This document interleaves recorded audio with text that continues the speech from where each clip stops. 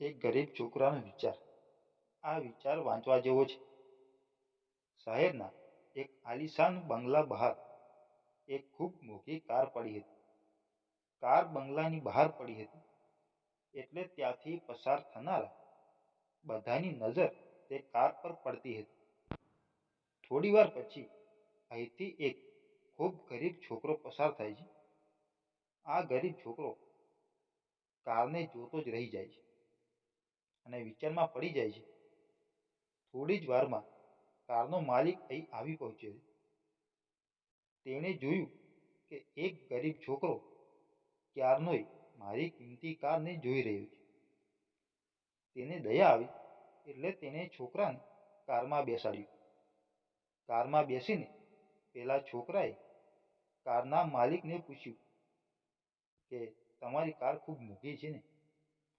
Car માલિકે કહ્યું, હા બેટા, ખૂબ મોંઘી છે, પણ આ કાર મને મારા મોટા ભાઈએ ભેટમાં આપી છે. આથી છોકરાએ કહ્યું કે તમારો મોટો ભાઈ ખૂબ સારો માણસ છે. આટલું કહી છોકરો પાછો વિચારમાં ખોવાઈ ગયો. આથી થોડી વાર પછી કાર માલિકે પેલા છોકરાને કહ્યું કે મને ખબર છે તું શું વિચારી રહ્યો છે.